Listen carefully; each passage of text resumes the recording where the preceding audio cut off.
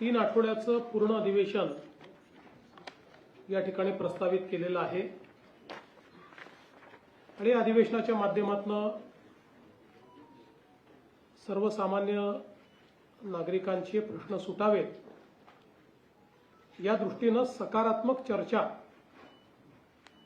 आणि त्याच्यावर सरकारच्या वतीने योग्य उपाययोजना अशा पद्धतीचं नियोजन करणं हे सरकारी पक्ष म्हणून आम्ही त्याचा प्रयत्न करणार आहोत। खरं म्हणजे आजही आमच्या विरोधी पक्षांनी चहापानावर बंदी घातली किंवा चहापानावर बहिष्कार घातला। खरं तर ते चर्चेला आले असते तर काही गोष्टींवर चर्चा झाली असती, काही विचार विनिमय झाला असता, पण त्याऐवजी त्यांनी 6 पानाचं एक पत्र आम्हाला दिलं आहे। एक गोष्ट चांगली आहे की मागच्या वेळी पत्रावर सह्या नाहीत अशी टीका झाल्यामुळे यावेळी पत्रावर सह्या दिसतायत, पण आपल्यापैकी ज्यांनी पत्र बघितलं असेल त्यांच्या लक्षात येईल की आधीच सगळ्यांच्या सह्या वेगळ्या पानावर घेऊन ठेवल्या आहेत आणि त्याच्यावर 6 पानाचं पत्र जोडलेलं आहे। त्याच्यामुळे हरकत नाही, पण किमान म्हणजे काहीतरी आमचे विरोधक लक्षात घेत आहेत, ही अतिशय चांगली गोष्ट आहे। आणि आपण जर बघितलं तर हा जो काही सह्यांचा जो काही एका कागदावर त्या ठिकाणी हाताने गोष्ट क्रमांक लिहिलेला आपल्याला पाहायला मिळतो, त्यातून लक्षात येतं की ते वेगळं जोडलेलं आहे। आपण जर हे पत्र बघितलं, मला थोडी शंका आली म्हणून मी जरा चेक केलं तर माझ्या लक्षात आलं की हे पत्र देखील ChatGPTने तयार केलं आहे। याचा उपयोग करून म्हणजे पत्र हे तयार करण्याकरता आता विषय राहिले नाहीत, कल्पकता राहिली नाही किंवा प्रश्नांचं आकलन जे आहे ते आकलन राहिलेलं नाही, त्यामुळे एआयचा उपयोग करून पण मला या गोष्टीचा आनंद आहे की किमान टेक्नॉलॉजीचा उपयोग हे विरोधक करायला लागलेले आहेत। ही चांगली गोष्ट आहे। आपल्यापैकी प्रत्येकालाच तंत्रज्ञानाचा उपयोग केला पाहिजे। येणारा जमाना एआयचा असल्यामुळे येणारी आव्हानं लक्षात घेत विरोधकांनी आतापासून त्याचा उपयोग सुरू केला, त्याबद्दल मी त्यांचं अभिनंदन देखील या निमित्ताने करतो। आणि खरं तर आपण बघितलं पाहिजे की आता या ठिकाणी यावेळी जयंतराव वेळेवर पोहोचले या पत्रकार परिषदेमध्ये, कारण आपण कनेक्टिंग लिंक तयार केलेली असल्यामुळे ते कुठेही ट्रॅफिकमध्ये अडकले नाहीत आणि या ठिकाणी ते पोहोचले। फक्त आता अल निनोला देखील आमच्याशी जोडण्याचा प्रयत्न त्यांचा चाललेला आहे। ही देखील अतिशय आनंदाची गोष्ट आहे की हे पण जर त्यांनी ChatGPTला विचारलं असतं तर अशा प्रकारचे स्टेटमेंट्स त्यांनी केले नसते। आणि आपल्याला कल्पना आहे की भास्करराव अलीकडच्या काळात खूप रागवतात। तुम्ही कालच बघितलं असेल की ते आपले मिलिंद नार्वेकर यांनी 2-4 वेळा हॉर्न वाजवल्यानंतर भास्कररावांनी त्यांचंच ऑपरेशन तुडवा करून टाकलं। तर हरकत काही नाही। मला असं वाटतं की आता एकूणच या संपूर्ण पत्रकार परिषदेमध्ये कोणताही नवा विषय हा विरोधक मांडू शकलेले नाहीत। त्यांच्या पत्रातही म्हणजे एक तर पॅराग्राफ असा आहे की मी तुम्हाला 2023 पासूनच्या प्रत्येक पत्रामध्ये तो पॅराग्राफ तुम्हाला दाखवू शकतो। म्हणजे त्याचं ते काही बदलतच नाही, तशाचा तसे तेच घटना टाकतात। ज्या घटनांवर चर्चाही झाली, कारवाई झाली तरी त्याच घटना टाकतात, कारण लोकांना अपेक्षित असे मुद्दे हे विरोधकांना अवगतच नाही आहेत। हा याच्या मागचा मोठा प्रश्न आहे। आता त्यांनी कर्जमाफीच्या संदर्भात देखील याच्यामध्ये सूतोवाच केलेला आहे। पहिल्यांदा तर मी स्पष्ट करू इच्छितो, समोर कुठल्याही निवडणुका नसताना आम्ही कर्जमाफी केली आहे। केवळ विधानसभाच नाही तर आम्ही स्थानिक स्वराज्य संस्थाच्या निवडणुका जिंकलेलो आहोत, तरी देखील आम्ही हा विचार केला नाही की आता काय करायचं आहे। आता 2029ची निवडणूक आहे, त्यामुळे 28 किंवा 29 मध्ये कर्जमाफी करू असा विचार आम्ही केला नाही, कारण आमच्याकरता कर्जमाफी हा राजकीय विषय नाही। आमच्याकरता कर्जमाफी ही शेतकऱ्यांकरता एक आपल्याला आमचा शेतकरी जगला पाहिजे, आमच्या शेतकऱ्याला पुन्हा कर्ज घेण्याची शक्ती प्राप्त झाली पाहिजे, याकरताचं एक इन्स्ट्रुमेंट, एक उपकरण म्हणून आम्ही कर्जमाफीकडे पाहतो. यापूर्वीही जेव्हा आम्ही कर्जमाफी केली होती तेव्हाही मी सांगितलं होतं की कुठल्याच कर्जमाफीने शेतकरी कधी श्रीमंत झाला नाही. कर्जमाफी हा काही परमनंट उपाय पण नाही, पण परिस्थिती अनुरूप आपल्याला कर्जमाफी करावी लागते, कारण त्याशिवाय त्या कर्जाच्या नेटमध्ये पुन्हा आपल्याला शेतकऱ्यांना आणता येत नाही. पण हे करत असताना यावेळी आपण एक कमिटी तयार केली आणि त्या कमिटीला हे काम दिलं होतं की त्यांनी शॉर्ट टर्मच्या उपाययोजना, लॉंग टर्मच्या उपाययोजना, बँकिंग सिस्टीमवर त्याचा होणारा परिणाम, या सगळ्या गोष्टीचा विचार करून त्या संदर्भातला रिपोर्ट द्यावा. समितीच्या रिपोर्टच्या आधारावर काही निकष आपण यामध्ये टाकलेले आहेत. पण मला असं वाटतं की आज आपण जर विचार केला तर 36,585 कोटी रुपये आणि 56 लाख शेतकऱ्यांना या कर्जमाफीचा लाभ होणार आहे. आणि हा जो आकडा आहे आतापर्यंतच्या झालेल्या कर्जमाफींमधला सगळ्यात मोठा आकडा आहे. सर्वात जास्त बेनिफिशियरीज आतापर्यंतच्या कर्जमाफीमधले या कर्जमाफीत असणार आहे. त्यामुळे काही गोष्टी निश्चितपणे आपण केलेल्या आहेत की बँकिंग सिस्टीम जी आहे त्या बँकिंग सिस्टीमवर जर ताण आला आणि बँका जर त्या ठिकाणी अडचणीत आल्या तर उद्याच्या काळामध्ये आजच आपण पाहतोय, मागच्या काळात नागपूरसारखी बँक, वर्धेसारखी बँक, बुलढाणासारखी बँक, या बँका अडचणीत आल्यामुळे आज या जिल्ह्यांमध्ये कर्ज घेणाऱ्या शेतकऱ्याची संख्या ही मोठ्या प्रमाणात कमी झालेली आणि म्हणून बँकाही कशा प्रकारे वाचवता येतील, पण कर्जमाफी बँकेकरता नाही ती शेतकऱ्याकरता, अशा पद्धतीनं याचं स्ट्रक्चरिंग आम्ही केलेलं आहे.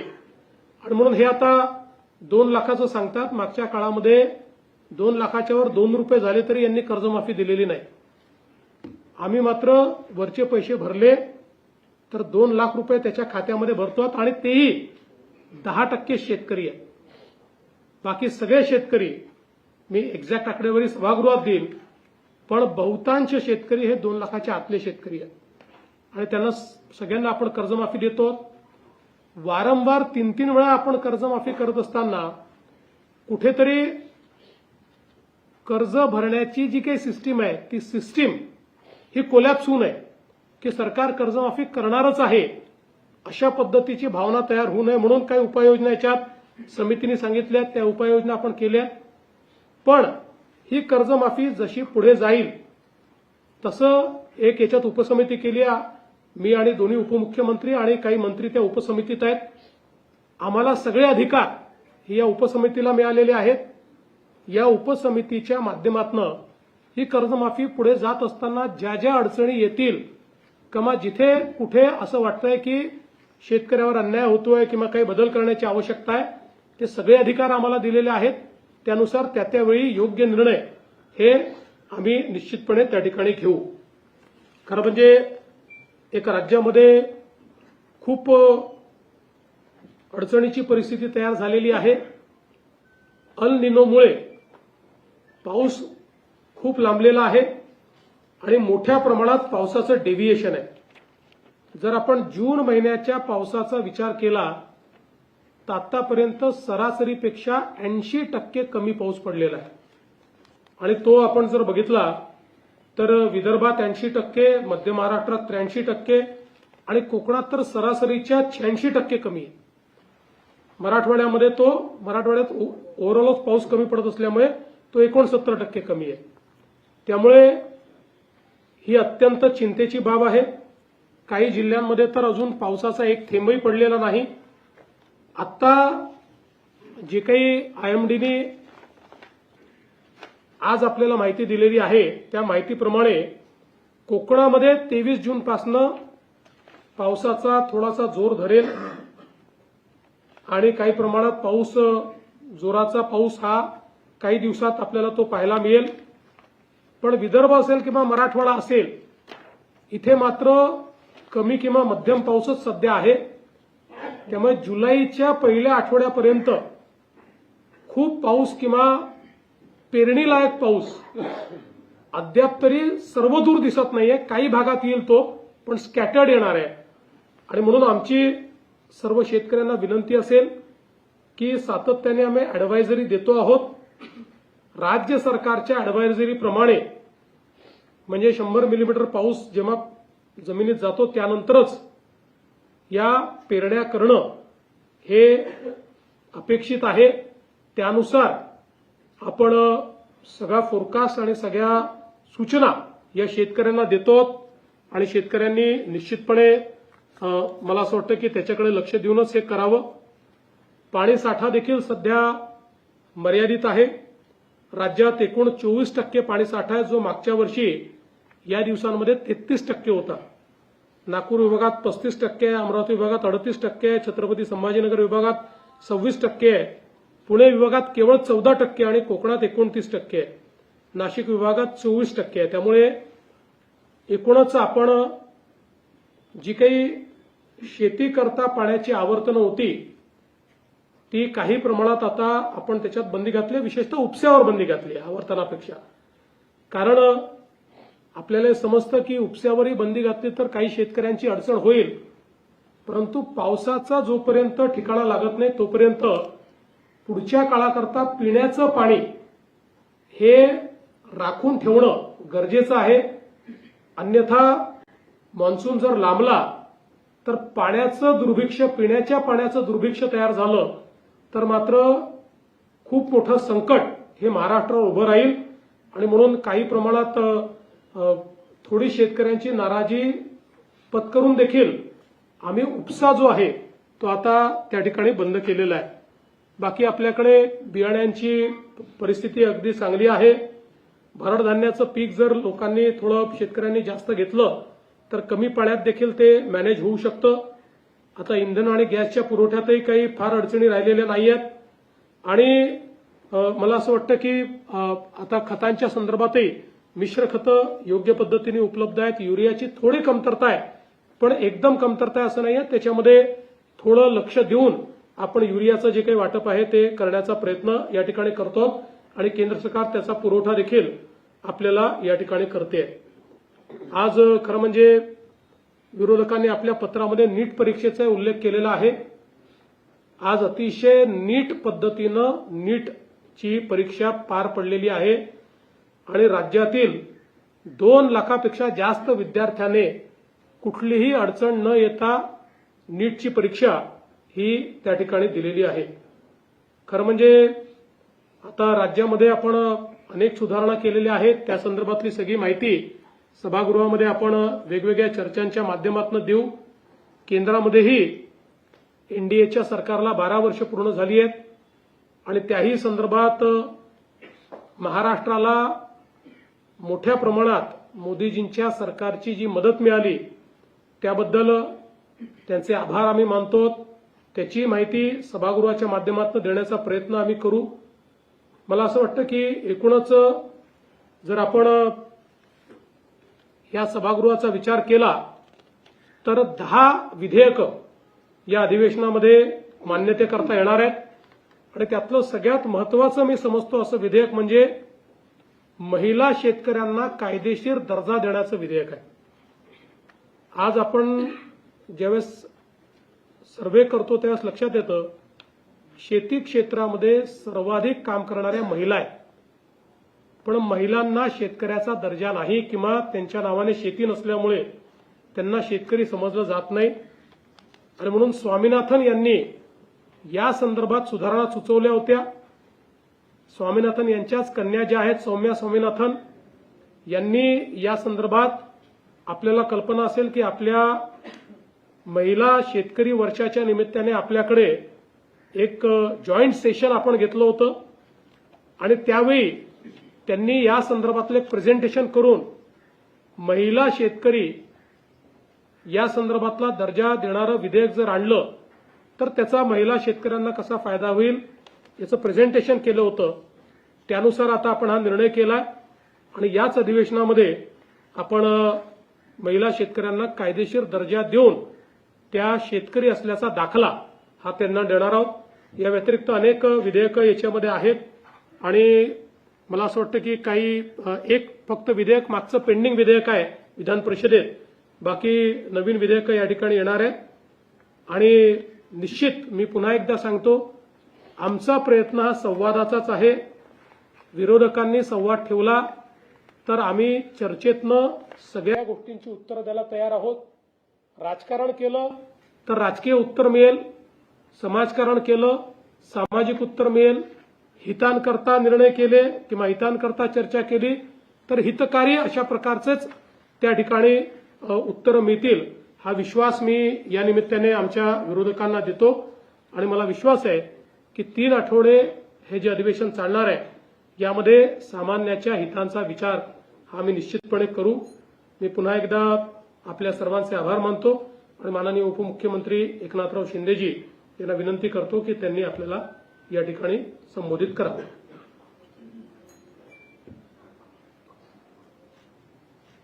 पत्रकार परिषदेमध्ये सगळ्यांचं मनापासून स्वागत। उद्यापासून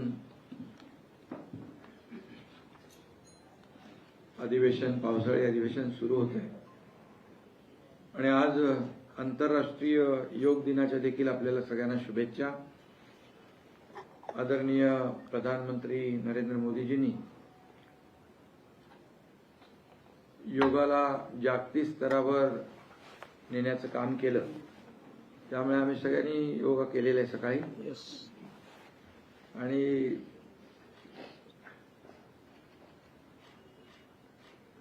विरोधकांना काही आता त्या पत्रकार परिषदेमध्ये पाहिलं आपण की फार अगदी बिनबुडाचे आरोप दरवेळेप्रमाणे करतात, तसे केलेले आहेत। त्यांची जळजळ मळमळ आम्ही समजू शकतो, पण त्यांनी पण योग करावा आणि चांगलं फिट राहावं। खरं म्हणजे त्यांचा बहिष्कार कायम आहे। म्हणजे तिकडे एकतर एवढं युद्ध चालू आहे इराण आणि अमेरिकेचं, त्यांनी देखील सीज फायर केलं, पण ह्यांचं काय बहिष्कार संपत नाही का? खरं म्हणजे त्यांना आमचा दिवसा आवडत नाही चहा, पण लपून छपून रात्रीचे भेटतात काही लोक। त्यांच्याकडून एक मेसेज आला होता, पेय बदलून बघा। जाऊ द्या, गमतीचा भाग आहे। परंतु माझं त्यांना एवढंच सांगणं आहे की अधिवेशन जे असतं हे राज्यातले प्रश्न सोडवण्यासाठी आणि राज्यातल्या प्रश्नांना न्याय देण्यासाठी, परंतु विरोधी पक्षाने नेहमीच बहिष्काराचं जे काही हत्यार कायम ठेवलेलं आहे आणि त्यामुळे ठीक आहे, मुख्यमंत्री महोदयांनी सांगितलेलं आहे की आमची सगळ्या प्रश्नांची उत्तरं द्यायची आमची तयारी आहे। सभागृहामध्ये आज अनेक विषय आहेत। दुष्काळ आता पाऊस आपला अल निनोमुळे पुढे गेला आहे, त्याच्यावरचं नियोजन आहे, त्याच्या बाबतीत सूचना असतील, पुढच्या शेतकऱ्यांच्या बाबतीत काही प्रश्न असतील त्यांनी मांडावे आणि त्याला न्याय मिळवून घेण्याचं काम सरकारकडून विरोधी पक्षांनी केलं पाहिजे। मुख्यमंत्री महोदयांनी शेतकऱ्यांच्या बाबतीमध्ये अगदी आकडेवारी सहित सगळे आकडे इथे दिलेले आहेत। मी आपल्याला सांगू इच्छितो की आमच्या महायुती सरकारच्या काळात आतापर्यंतच्या इतिहासामध्ये शेतकऱ्यांना जेवढी मदत कधी झाली नाही तेवढी मदत शेतकऱ्यांना झालेली आहे। त्याचे आकडे माझ्याकडे आहेत। आकडे मगाशी देखील मुख्यमंत्री महोदयांनी 36,000 कोटीची जी आपली कर्जमाफी आहे ती देखील आहे। 2022 मध्ये 15,000 कोटी रुपये त्यांना दिले आपण। त्याचबरोबर महाविकास आघाडीने जी कर्जमाफी केली होती त्याचे जे नियमित कर्जफेड करणाऱ्या लोकांचे 50,000 रुपये ते त्यांनी दिले नाहीत, ते आम्ही दिले 2023 मध्ये। त्यामुळे शेतकऱ्यांना मदत करताना कधी महायुतीने हात आखडता घेतला नाही। आमच्या काळात शेतकऱ्यांना एनडीआरएफच्या दुप्पट मदत दिली, 2 हेक्टरची लिमिट 3 हेक्टर केली, अगदी गोगलगाईंनी केलेलं नुकसान देखील भरून दिलं. सततच्या पावसामुळे होणारं नुकसान ते देखील दिलं. या सगळ्या गोष्टी ज्या आहेत विरोधकांना माहीत आहेत, विरोधी पक्षाला माहीत आहेत, तरी सुद्धा नेहमी ते बिनबुडाचे आरोप करत असतात. आज मगाशी देखील मुख्यमंत्री म्हणाले की निवडणुका आहेत का आता, तर नाही आहेत. परंतु जे आम्ही घोषणा केली शेतकऱ्यांना कर्जमाफीची, ती आम्ही दिलेला शब्द पाळणारे आहोत. आम्ही आमची भूमिका अतिशय शेतकऱ्यांच्या बद्दल उदार भूमिका आहे. शेतकरी हा आपला मायबाप आहे. आम्ही नेहमी म्हणतो आमच्या तिजोरीवर, राज्याच्या तिजोरीवर, सरकारच्या तिजोरीवर पहिला अधिकार कुणाचा असेल तर बळीराजाचा असेल. आणि म्हणून बळीराजाला कधीही वाऱ्यावर न सोडण्याचं काम महायुती सरकारने केलेलं आहे. आणि त्यामुळे त्यांनी समोर चर्चा करावी. त्यांनी किती पैसे दिले, आम्ही किती दिले, कारण आम्ही देणारे आहोत, घेणारे नाही. आणि त्यामुळे हे वारंवार आम्ही दाखवलेलं आहे. आणि म्हणूनच मी आपल्याला सांगतो की आता शेतकरी जो अल निनोमुळे आता संकटात आहे त्याला आपण मदत केली पाहिजे. मग सत्ताधारी पक्ष असू दे, विरोधी पक्ष असू दे, सगळ्यांनी एकत्र येऊन या ठिकाणी शेतकऱ्यांच्या प्रश्नावर आपण चर्चा केली पाहिजे. शेतकऱ्यांना न्याय मिळाला पाहिजे. त्याचबरोबर पेरण्यांच्या बाबतीमध्ये देखील मुख्यमंत्री म्हणाले पेरण्यांची देखील घाई करता कामा नये, दुबार पेरणीची वेळ येता कामा नये, याच्याबद्दल देखील आपले सगळे लोक मार्गदर्शन करतायत. आणि म्हणून आपल्याला लवकरात लवकर पाऊस पडावा आणि शेतकऱ्यांना एक मोठा दिलासा मिळावा अशा प्रकारचं आपण सगळेच जण प्रार्थना करतोय. आणि नेहमीच राजकारण तर आपण राजकारण नेहमी करतोच आहे, परंतु जेव्हा अधिवेशन असतं त्यावेळेस मात्र थोडं राजकारण बाजूला ठेवून आपण समाजकारण केलं पाहिजे. आणि या राज्यातल्या शेतकरी असतील, कष्टकरी असतील, लाडक्या बहिणी असतील, कामगार असतील, सगळे जे कोणी लोक असतील यांना न्याय मिळवून कसा आपल्याला देता येईल. आणि विरोधी पक्षाचं काम जिथं सरकार चुकत असेल नक्की विचारा, परंतु सरकार चांगलं काम करत असेल तरी सुद्धा बिनबुडाचे आरोप करायचे, ठोकत राहायचं, ह्या सगळ्या काही गोष्टी योग्य नाही आहेत. मी आपल्याला सांगतो 2.5 वर्षाच्या माझ्या मुख्यमंत्री पदाच्या कारकिर्दीत जी कामं झाली तुमच्या समोर आहेत, पण मुख्यमंत्री देवेंद्रजींच्या आता 1.5 वर्षाच्या काळात देखील आपण पाहिले तर आम्ही 300 निर्णय घेतले. सर्व समावेशक गृहनिर्माण धोरण आणलं, 35 लाख लोकांना घरं द्यायची आहे. झोपडपट्टी मुक्त महाराष्ट्रासाठी क्लस्टर योजना, समूह पुनर्विकास योजना ती करतोय. मुंबई पुणे मिसिंग लिंकचं उद्घाटन आम्ही केलेलं आहे. ग्रामीण पेयजल धोरण आम्ही आणलेलं आहे. प्रशासन अधिक कार्यक्षम आम्ही करतोय. सरकारी विभाग वाढवून मुख्यमंत्री महोदयांच्या मार्गदर्शन 46 आपण केले. ग्रामीण भागात 3,500 किलोमीटरचे रस्ते आम्ही बांधतोय. 90,000 कोटींच्या उद्योगांना प्रोत्साहन दिलेलं आहे. 20,000 रोजगार मिळतील. आणि राज्यात एआयचं धोरण मगाशी तुम्ही बोललात ते एआयचं त्यांनी पत्रामध्ये एआय वापरलेलं आहे. एआयचं धोरण आम्ही जाहीर करतोय. त्याचबरोबर विकसित भारत जीरामजी योजनेची प्रभावी अंमलबजावणी देखील आम्ही करतोय. विरार अलिबाग मल्टीमॉडल कॉरिडॉर आम्ही करतोय. त्याचबरोबर अनेक depot gateway of India metro 23,487 कोटीला मंजुरी दिली आहे. सांडपाणी प्रक्रिया पुनर्वापर धोरण 424 शहरांना लाभ देणारं धोरण या ठिकाणी आम्ही आणलंय.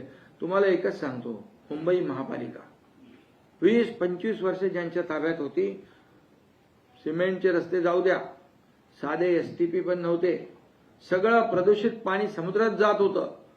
आम्ही जेव्हा महायुती पुन्हा सरकारमध्ये आलो 22ला, आम्ही दोघांनी निर्णय घेतला आणि सिवरेज ट्रीटमेंट प्लॅनला मंजुरी दिली. 7 ट्रीटमेंट प्लॅनला 24,000 कोटी. आणि आता ते वर्षभरामध्ये कंप्लीट होतील. म्हणजे समुद्रात होणारं इतके वर्षाचं प्रदूषण देखील कमी होईल. म्हणजे एक उदाहरण दिलं तुम्हाला मी. त्यामुळे सगळे स्टे होते ते पण आम्ही काढून ते जाऊ देते, खूप जुनं झालं. आणि स्पीड ब्रेकर काढून टाकले. महाविकास आघाडीचा पाय कशावर होता तर ब्रेकवर होता, आमचा कशावर एक्सिलेटरवर आहे. आणि म्हणून हा फरक आहे महायुती आणि हा. आणि त्यामुळे आता खूप मोठ्या प्रमाणावर इन्फ्रास्ट्रक्चरमध्ये आपण नंबर 1 आहोत, जीडीपीत नंबर 1 आहोत, स्टार्टअपमध्ये नंबर 1 आहोत, एफडीआयमध्ये नंबर 1 आहोत, सगळीकडे नंबर 1 आहे. नवी मुंबईचं एअरपोर्ट त्याचं लोकार्पण झालं. आता ठाणे आणि नवी मुंबई विमानतळ उन्नत मार्ग आम्ही करतोय. मुंबई आणि नवी मुंबई एअरपोर्टला मेट्रोने जोडतोय. हे सगळे प्रकल्प सांगण्याचं कारण आपल्याला की ते म्हणतात काय केलं काय केलं काय केलं. अरे काय केलं तर हे बघा ना, डोळे उघडा, डोळे बघा नीट. आणि त्यामुळे मी काय कोणाचा प्रचार करत नाही भाई, परंतु विरोधी पक्षाने देखील सरकार किती गतिमानतेने वेगाने काम करतंय याचं अप्रिशिएशन सोडा, पण टीका टिप्पणी करताना खोटे आरोप करू नका. आज देशाचे प्रधानमंत्री नरेंद्र मोदीजी जे 12 वर्ष कार्यकाळ झाला, आज 12 वर्षामध्ये 2014 पूर्वीची आपण परिस्थिती पाहिली, 2014 नंतरची परिस्थिती पाहिली देशाची, म्हणजे महाराष्ट्राला काय ते काँग्रेस पार्टीने 2 लाख कोटी दिले होते ना, 2 लाख कोटी 2 लाख कोटी 10 वर्षात. मोदी साहेबांनी 2 लाख कोटी 10 वर्षात, आणि 10 वर्षात मोदी साहेबांनी 12 लाख कोटी रुपये दिले. तरी मोदी साहेबांच्या नावाने खडे फोडतात, त्यांच्यावर आरोप करतात. आणि म्हणून महाराष्ट्राच्या विकासाला चालना देण्यासाठी आम्ही जातो त्यांच्याकडे. आम्ही दिल्लीमध्ये गेलो तरी पोटात दुखते, मी गावी गेलो तरी पोटात दुखते. आता काय करायचं. आणि म्हणून मोदी साहेबांनी सरळ असते या ठिकाणी आपल्या 76,000 कोटीचं वाढवण बंदराला आज एक जागतिक दर्जाचं वाढवण बंदर होत आहे. का पोटात दुखतंय तुमच्या.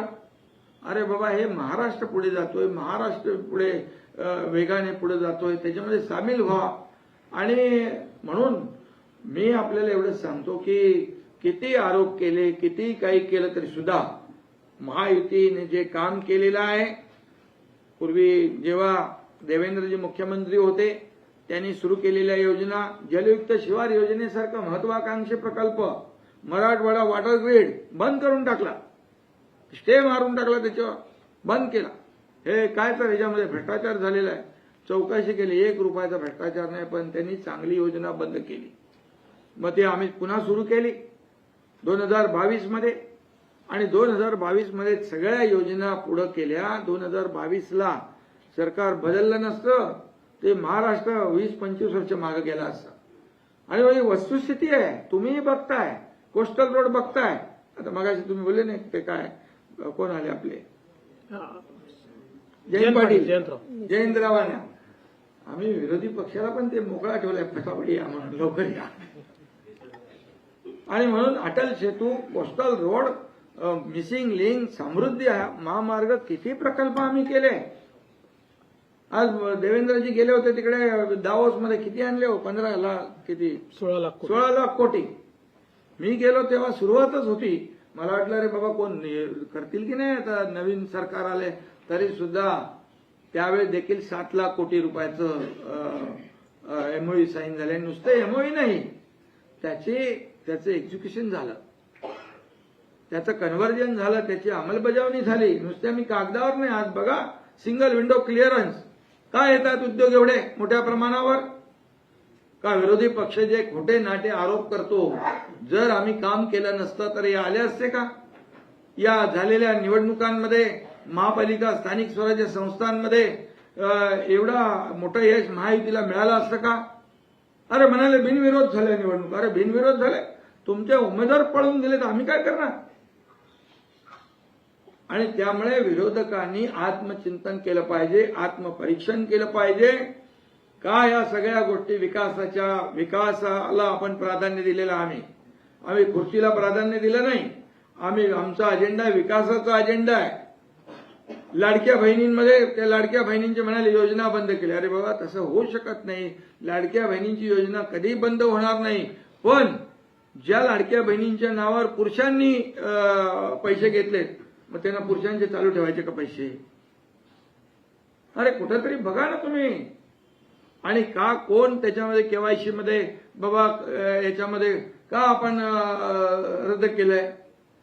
आणि पात्र आमची लाडकी बहीण एकही वंचित राहणार नाही योजनेपासून, हे देखील पत्रकारांना आम्ही तर आपल्या माध्यमातून त्यांना सांगतो, अरे तुम्ही बोलताय लाडकी बहीण लाडकी बहीण, जेव्हा लाडकी बहीण योजना सुरू केली तर कोर्टात कोण गेलं होतं? कोर्टात तेच गेले होते, बंद मिळू नये म्हणून लाडक्या बहिणींना. आणि त्यामुळे ते जाऊ द्या, परंतु आम्ही लाडकी बहीण योजना सुरू केली, राबवली, पुढेही चालू राहणार. आणि या सगळ्या योजना ज्या आहेत, या सगळ्या योजना बघा, कर्जमाफीचा आम्ही निर्णय घेतला, मुख्यमंत्र्यांनी अर्थसंकल्पीय अधिवेशनामध्ये घोषणा केली, त्याचं आता शेतकऱ्यांना वाटप सुरू होत आहे. आणि म्हणून आम्ही बोलतो ते करतो, दिलेला शब्द पाळतो. आम्ही प्रिंटिंग मिस्टेक कधी म्हणत नाही, प्रिंटिंग मिस्टेक झाली म्हणून निवडणुकीत बोलायचं असतं, करायचं कुठं असतं, असं नाहीये. आणि म्हणून महायुती सरकार जे आहे या ठिकाणी महाराष्ट्राला पुढे घेऊन चाललंय. डबल इंजिन सरकार आहे, केंद्र सरकारचं पूर्ण पाठिंबा आहे. आणि म्हणून मी आपल्याला एवढंच सांगतो, यावं त्यांनी सभागृहामध्ये बोलावं, चर्चा करावी, प्रत्येक प्रश्नाला ते जबाब मिळेल. पायऱ्यांवर जाऊन फक्त स्टंटगिरी करायचं सोडून द्या. आणि लोक बघतात, लोक पाहतात. आणि म्हणून विरोधी पक्षाला देखील ते संख्या कमी असली तरी सुद्धा आम्ही त्यांना मान देणार. शेवटी लोकशाहीमध्ये आम्ही सत्तेत असलो तरी सुद्धा त्यांचा अनादर करणार नाही. परंतु त्यांनी देखील या ठिकाणी जे आहे वस्तुनिष्ठ बोललं पाहिजे. फुकटचं काहीतरी खोटे नाटे आरोप करता कामा नये, एवढंच माझी त्यांना सूचना आहे. बाकी तर उद्यापासून तुम्हाला कळेलच सगळं.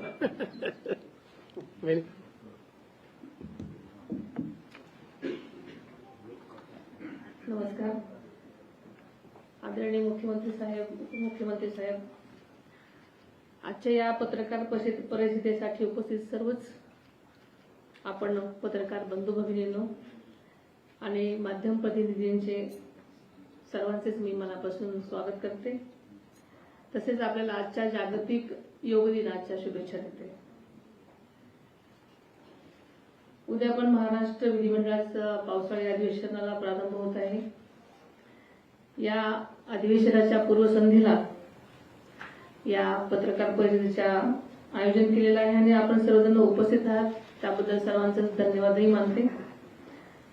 आपल्या लोकशाही व्यवस्थेमध्ये विधिमंडळ हे जनतेच्या अपेक्षा, प्रश्न आणि आकांक्षा मांडण्याचं सर्वोच्च व्यासपीठ आहे असं माझं मत आहे. आणि या अधिवेशनामध्ये जनहिताचे विषय, विकास कार्य आणि राज्याच्या प्रगतीशी संबंधित महत्वाच्या मुद्द्यावर सखोल चर्चा नक्कीच होईल.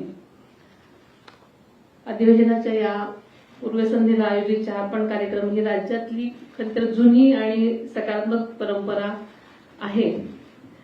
हा कार्यक्रम केवळ औपचारिकता नसून सत्ताधारी आणि विरोधी पक्षामधील संवादाचं प्रभावी माध्यम आहे. मतांमध्ये विविधता असू शकते, पण लोकशाहीमध्ये संवाद अत्यंत महत्वाचा असतो. जनतेच्या हितासाठी विधायक चर्चा आणि सकारात्मक सहकार्य हे आवश्यक असतं. आणि आपल्याला माहितीच आहे की विरोधकांनी नेहमीप्रमाणे चहापानावर बहिष्कार घातलेला आहे. मात्र मी जास्त याच्यावर बोलू इच्छित नाही, कारण मुख्यमंत्री साहेबांनी सर्व सांगितलेलं आहे. पण माझं मत आहे की संवादाने प्रश्न सुटतात आणि यावर माझा विश्वास आहे. राज्य सरकार विरोधकांच्या प्रत्येक विधायक सूचनांचं नेहमीच स्वागत करत आलेलं आहे. जनतेच्या प्रश्नावर चर्चा करून मार्ग काढण्याची आमची नेहमीच भूमिका राहिलेली आहे. आणि राज्याच्या विकासासाठी शेतकरी, कामगार, महिला, युवक, उद्योग, शिक्षण, आरोग्य आणि पायाभूत सुविधांशी संबंधित विषयांवरती सरकार अधिवेशनामध्ये नेहमीच सकारात्मक भूमिका मांडत आली आहे आणि मांडेल. यंदाच्या या अल निनोच्या प्रभावामुळे राज्यामध्ये अपेक्षित प्रमाणामध्ये पाऊस अद्याप सुरू झालेलाच नाही. अजूनही मान्सूनचा प्रभाव आपल्याला हवा तसा नाहीच आहे. अशा परिस्थितीमध्ये शेतकऱ्यांच्या घाईगडबडीत पेरणी करण्याचं टाळावं. भारतीय हवामान विभागाच्या म्हणजेच IMD अधिकृत अंदाज घेऊनच पेरणीबाबत निर्णय घ्यावा असं आमचं सगळ्यांचंच मत आहे. आपल्याला माहिती आहे की प्रधानमंत्री किसान सन्मान निधी योजनेचा 23वा हप्ता आदरणीय पंतप्रधान नरेंद्र मोदी साहेबांच्या हस्ते 2 दिवसांपूर्वी ऑनलाईन पद्धतीने वितरित करण्यात आला। या हप्त्याअंतर्गत महाराष्ट्रातील सुमारे 51 लाख शेतकरी कुटुंबांचा त्यांच्या खात्यात एकूण 1,817 कोटींची रक्कम थेट जमा करण्यात आली आहे। सध्याच्या मान्सून आगमनाला उशीर होत असल्याच्या पार्श्वभूमीवर बळीराजाला यामुळे नक्कीच धीर, आधार आणि दिलासा देणारी ही बाब आहे। हे पावसाळी अधिवेशन जनतेच्या अपेक्षांना न्याय देणारं, विकासाला गती देणारं आणि राज्यहितांचे निर्णय घेणारे ठरेल असा माझा विश्वास आहे। महाराष्ट्रातील सर्वांगीण विकासासाठी महायुती सरकार नेहमीच कटिबद्ध आहे। जनतेचे प्रश्न सभागृहात मांडले जातील, त्यावर सगळ्यांकडूनच प्रभावी उत्तरं दिली जातील असा मला विश्वास आहे। आणि बाकी सगळ्याच घटकांवर आदरणीय मुख्यमंत्री साहेबांनी, उपमुख्यमंत्री साहेबांनी प्रकाश टाकलेलाच आहे। युनोने हे वर्ष आंतरराष्ट्रीय महिला शेतकरी वर्ष म्हणून जाहीर केलं आहे आणि महिला शेतकऱ्यांना त्यांचे हक्क आणि सन्मान मिळवून देण्यासाठी राज्य शासन कटिबद्ध आहे। यांच्या या समीकरणासाठी व अधिवेशनात विधेयक सादर केलं जाणार आहे आणि हे अधिवेशन अतिशय सकारात्मक रीतीने पार पडेल असा माझा विश्वास आहे। धन्यवाद। सीएम साहब, विपक्ष के नेताओं का आरोप है, खासकर भास्कर यादव का, कि जो कॉन्ट्रैक्टर है उनका जो बिल का पेमेंट किया जाता है उसका 56% कमीशन लिया जाता है। मंत्रालय देखिए, भास्कर जाधव जी के पास कौन पहुंचा मुझे पता नहीं। हमारे पास तो ऐसी कोई शिकायत आई नहीं है। कोणीही अशा प्रकारची तक्रार केली तर त्याच्यावर कारवाई होईल। पण मला असं वाटतं अलीकडच्या काळामध्ये भास्कर जाधवांचा जो भास आहे तो वाढलेला आहे। त्यांना वेगवेगळे भास व्हायला लागलेले आहेत। त्यातनं कदाचित हा भास त्यांना झालेला असेल। हे सरकार इतकं ट्रान्सपरंट आहे की कोणाला मंत्रालयात यावंच लागत नाही, थेट खात्यामध्ये पैसे जमा होतात। आणि आता तर आम्ही पीडब्ल्यूडी विभागामध्ये अशी व्यवस्था उभी केलेली आहे की एका विविक्षित रकमेपर्यंत तर त्यांना इमिजिएटली ते पैसे त्या ठिकाणी मिळतात, किंवा त्यांना आता चेक डिस्काउंटिंगची देखील व्यवस्था आम्ही केलेली आहे। आणि काही अजूनही व्यवस्था ज्या आहेत या ऑनलाईन करण्याचा आमचा प्रयत्न आहे। ट्रान्सपरंटली काम चाललेलं आहे। हवेत तीर मारायचे, वाटेल ते आरोप करायचे, यांनी जनतेचा विश्वास मिळत नाही। आम्हीही विरोधी पक्षात होतो, पुरावे देऊन आरोप केले, केलेला आरोप कधी परत घेतला नाही। दानाच्या बोनसचा प्रश्न अजूनही प्रलंबित आहे।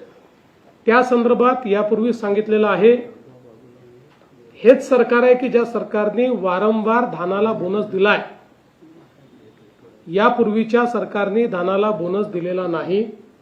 त्यामुळे या संदर्भात राज्य सरकारने सांगितलं आहे, योग्य वेळी योग्य निर्णय आम्ही करू। 81 लाख लाडक्या बहिणींना पैसे मिळत नाहीये असा आरोप यावेळेस केला गेला। 81 लाख महिलांना पैसे मिळत याही संदर्भात मी वारंवार स्पष्ट केलेलं आहे की अनेक वेळा संधी देऊन ज्यांनी केवायसी केलं नाही, याचा अर्थ कुठल्या तरी एका नियमात ते बसत नाहीये। जसं आमच्या लक्षात आलं की 10 लाख लाभार्थी असे आहेत की जे इन्कम टॅक्सच्या लिमिटच्या बाहेर आहेत, 2.5 लाखाच्या वर ज्यांचं त्या ठिकाणी उत्पन्न आहे। आपण काही अटी शर्ती ठेवून ही योजना लावली होती, ज्यात 2.5 लाखाच्या आत उत्पन्न पाहिजे, एका घरामध्ये 2च महिलांना हे घेता येईल, अशा ज्या अटी शर्ती आपण लावल्या होत्या। आता आपण सगळा डेटा कलेक्ट करतो। तो डेटा कलेक्ट केल्यानंतर जसं इन्कम टॅक्स विभागाचा डेटा आला तर त्यात आपल्याला लक्षात आलं की कोण कोण इन्कम टॅक्स पेई आहे पण तरी लाडकी बहीण घेतली आहे। आरटीओचा डेटा घेतला तर लक्षात आलं कोणाकडे 4 व्हीलर आहे पण तरीही त्या ठिकाणी त्यांनी बेनिफिट घेतलेला आहे। रेशन कार्डाचा डेटा घेतला तर लक्षात आलं की एकेका घरामध्ये 6-6, 7-7 लोकांनी समजा घेतलं असेल तर 2चा नियम आहे। त्यामुळे शेवटी एखादी योजना आपण सुरू करतो, त्याचे जे निकष असतात त्या निकषाप्रमाणे योजना चालली आहे की नाही हे सीएजी त्याचं ऑडिट करतात। आणि ऑडिटमध्ये जर निकषाच्या बाहेर ती योजना चालली असेल तर राज्य सरकारवर ताशेरे येतात. आणि म्हणून सुरुवातीला आपण योजना सेल्फ सर्टिफिकेशनवर केली होती. तुम्ही जे सांगाल ते सत्य मानून योजना दिली जाईल. पण शेवटी सत्ययुग नसल्यामुळे काही पुरुषांनी आम्ही स्त्री आहोत असं सांगून काही भाऊ लाडक्या बहिणी झाले, तर त्यांचं आम्हाला बंद करावं लागलं. असंच ज्या निकषांच्या पलीकडे ज्या ज्या लोकांनी लाभ घेतला होता त्या लोकांचं त्या ठिकाणी केवायसी त्यांनी केलं नाही, किंवा केवायसी केलं पण नंतर लक्षात आलं की हे त्या डेटाबेसमध्ये देखील उपलब्ध आहेत, अशांचंच बंद झालंय. जे नियमात आहेत, केवायसी केलं आणि नियमात आहेत, एकही हप्ता त्यांचा थकवलेला नाही. दर महिन्याला नियमित आपण त्यांना पैसे देतो आहोत. सीएम साहेब, मुख्यमंत्री साहेब, ऑपरेशन टायगर संदर्भात प्रश्न आहे. कर्जमाफी सरकार जाहीर केली, पण विरोधकांचा असा आरोप आहे की अटी शर्तीमध्ये ही कर्जमाफी अडकलेली आहे आणि सरकारने शेतकऱ्यांचा सातबारा कोरा करायला पाहिजे. नंबर 1. नंबर 2, मुंबईची जी जीवनवाहिनी आहे बस बेस्टची संपूर्ण ठप्प झालेली आहे आणि मेस्मा कायदा लागू केला असं जाहीर केले, पण अद्यापपर्यंत काही दिसत नाही. पहिल्यांदा तर सांगतो, विरोधकांना बोलायचा अधिकार नाही. त्यांनी 2 कर्जमाफी केल्या. 2. एक युपीएच्या काळात 2009 साली आणि दुसरी 2020 साली. या दोन्ही कर्जमाफीत सांगितलं होतं की 7/12 कोरा. मग तुम्ही 2020 साली 7/12 कोरा केला होता, तर आम्हाला 2026 साली कर्जमाफी का द्यावी लागते? त्यामुळे मुळातच पुन्हा एकदा सांगतो, कर्जमाफीचा जो काही उद्देश असतो तो जे शेतकरी कर्ज मिळण्याकरता अपात्र झालेले आहेत ते पुन्हा कर्ज घेण्याच्या परिस्थितीत आले पाहिजेत, एलिजिबल झाले पाहिजेत, याकरता कर्जमाफी करायची असते. दुसरं, आपण कर्जमाफी ज्यावेळेस करतो त्यावेळी जो नियमित कर्ज भरणारा शेतकरी आहे त्याला हे वाटू नये की मी कर्ज थकवलं असतं तर फायदा झाला असता, मी कर्ज भरलंही चूक झाली, म्हणून त्यालाही आपण मदत करतो. त्यामुळे मी पुन्हा एकदा सांगतो, अटी आणि शर्ती काहीच नाहीत. ज्या काही अटी आपल्याला पाहायला मिळत आहेत त्या उलट युपीए सरकारच्या ज्या काही कर्जमाफी आहेत त्यापेक्षा चांगल्या अटी आहेत, सोप्या आहेत. आणि एकच यामध्ये आम्ही प्रयत्न करतो की बँकिंग सिस्टीम आपली जी आहे त्याच्यावर अनिष्ट परिणाम होणार नाही, अशा प्रकारचा प्रयत्न आम्ही करतो आहोत. तेवढाच एक प्रयत्न याच्यामध्ये आहे. त्यामुळे कुठलाही अभ्यास न करता नुसतं अटी-शर्ती म्हणायचं. ज्यावेळी शेतकऱ्यांना याचा लाभ होईल त्यावेळी विरोधकांची तोंड बंद होते. आणि बेस्टच्या संदर्भात माननीय उपमुख्यमंत्री त्या संदर्भात बैठक घेणार आहेत आणि त्यातनं मार्ग काढण्याचा प्रयत्न आहे. पण हा इल्लीगल स्ट्राईक आहे, त्यामुळे जरी इल्लीगल असला तरी शेवटी आपल्याला लोकांना त्या ठिकाणी फायदा झाला पाहिजे, लोकांना त्रास कमी झाला पाहिजे, या दृष्टीने या संदर्भात बैठक होणार. ऑपरेशन टायगर संदर्भात प्रश्न आहे. खासदार ओमराजे निंबाळकर हे संपलं काय सगळं? काही प्रश्न. खासदार ओमराजे निंबाळकर नाराज आहेत, त्यांच्यावरती ठाकरे गटाकडनं खूप जहरी टीका करण्यात आली, त्यांना रील स्टार देखील म्हणण्यात आलं. तेच ओमराजे निंबाळकर उद्या मातोश्रीवरती जाणार आहेत. नेमकं ऑपरेशन टायगर संदर्भात काय सध्या स्थिती आहे? 6 खासदार जे आहेत त्यांची एकत्र गट स्थापन केल्यानंतर तुमच्यामध्ये पक्षप्रवेश होणार आहे का त्यांचा? लवकरच तुम्हाला ब्रेकिंग न्यूज मिळेल. आम्ही ऑपरेशन अर्धवट करत नाही, फुलफूट करतो आणि ते तुम्हाला माहीत आहे, अनुभवी आहे. ओमराजे निंबाळकरांच्या बाबतीत आपण म्हटलं, खरं म्हणजे काल त्यांच्या वडिलांच्या हत्येचा खटला कोर्टामध्ये निर्णयासाठी होता. ते स्वतः आणि त्यांचं कुटुंब पूर्ण एका वेगळ्या दुःखामध्ये होतं आणि अशा संवेदनशील परिस्थितीमध्ये त्यांना शिवीगाळ करणं आणि आरोप प्रत्यारोप करणं, त्यांना त्यांच्याकडे होते तेव्हा ते अगदी जमिनीवरचा कार्यकर्ता म्हणून म्हणणं आणि नंतर आरोप करणं रील स्टार म्हणून, हे सगळं जे आहे, सकाळी आरोप करतात, खासदारांना शिव्या देतात, संध्याकाळी त्यांच्या रात्री गपचूप जाऊन घरी जाऊन पाय धरतात. हा खरं म्हणजे एक केमिकल लोचा आहे. आणि मी आपल्याला सांगू इच्छितो की जे काही आता चर्चा सुरू आहे ह्या सगळ्या झूट आहेत. तुम्हाला थोडं थांबा, ब्रेकिंग न्यूज मिळेल. हे ऑपरेशन यशस्वी आहे आणि बॉडी एकदम सुदृढ आहे. राज ठाकरे काल ह्या गोष्टी असं म्हणाले, राज ठाकरे काल याविषयी असं म्हणाले की अमित शहा 29ची तयारी करतायत म्हणून भाजपमध्ये न येता हे लोक शिवसेनेत गेले. तुमचं मत काय? मी काल एक मीम पाहिला. त्या मीम मध्ये राज ठाकरे शांतपणे झोपलेले आहेत आणि त्या ठिकाणी लिहिलं आहे, मला शांत झोप लागते कारण माझ्याकडे खासदारी नाही, आमदारी नाही, कोणी जाण्याचा प्रश्नच नाही. मुख्यमंत्री एटीएसने 2-3 याद्या दिल्या सरकारला आणि त्या हजारो बांगलादेशांच्या याद्या आहेत. सरकारने पोलिसांनी कारवाई केली त्यांच्यावरती, पण ते बांगलादेशीय शासकीय योजनामध्ये आहेत आणि याला जवळजवळ वर्ष व्हायला आले तरी सुद्धा त्यांचा शोध लागत नाहीये. तर या संदर्भात काय करणार आहे का? नाही, हा शोध आता लावणं सुरू झालेला आहे आणि तो शोध लावणं आता याकरता सोपं झालेलं आहे की आता पश्चिम बंगालमध्ये भारतीय जनता पक्षाचं राष्ट्रीय विचारांचं सरकार आलंय. मुळामध्ये आमचा प्रॉब्लेम हाच असायचा की ज्यावेळी आम्ही आयडेंटिफाय करायचो, आयडेंटिफाय केल्यानंतर लक्षात यायचं की हे बांगलादेशी आहे, पण पश्चिम बंगालमधल्या कुठल्या तरी गावातनं सगळी कागदपत्र, जन्माचा दाखला, रेशन कार्ड, सगळी दाखलं त्यांनी तयार केलेली असायची. त्यामुळे त्यांना डिपोर्ट करण्याकरता मोठी प्रोसेस करावी लागायची. त्या जिल्ह्यात जाऊन ती कागदपत्र खोटी आहेत ही त्या ठिकाणी प्रूव्ह करावी लागायची. आता सुदैवाने अशा पद्धतीची कारवाई पश्चिम बंगालमध्ये कोणाला करता येणार नाही. त्यामुळे आता डिपोर्टेशन हे फास्ट होईल. नीटच्या पेपरमध्ये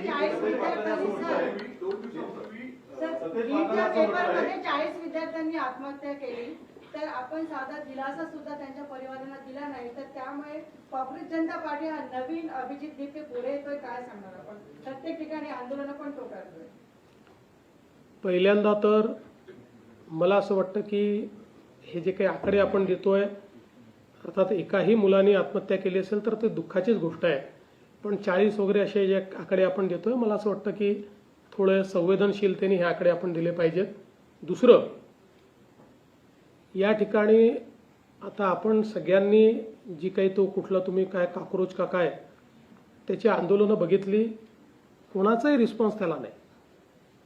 म्हणजे काही ठिकाणी कम्युनिस्ट पक्षाचे लोक गेले, काही ठिकाणी काँग्रेसने लोक पाठवले, तरी 1000-1200चा आकडा पूर्ण करू शकत नाही.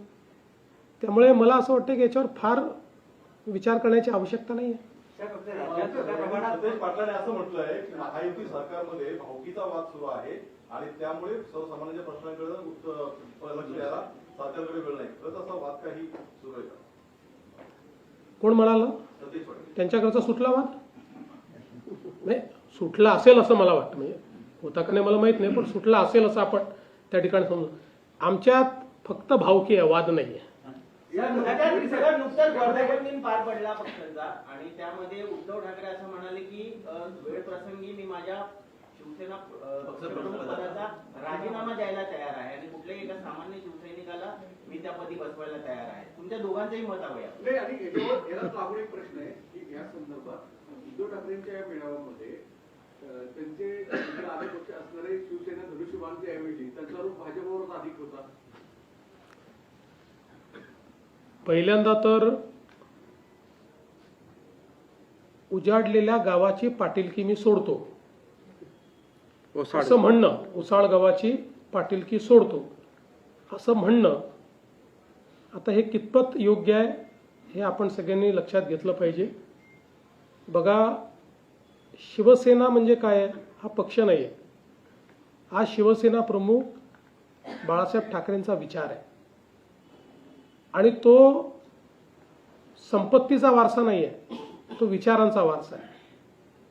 तो विचारांचा वारसा ज्या क्षणी त्यांनी सोडला त्या क्षणी ज्यांना विचार मान्य होते ते सगळे वेगळे झाले आणि त्या सगळ्यांनी एकनाथराव शिंदेजींच्या नेतृत्वामध्ये हा विचारांचा वारसा पुढे नेण्याकरता शिवसेना ही जिवंत ठेवली आणि आज आपण बघतोय की सातत्याने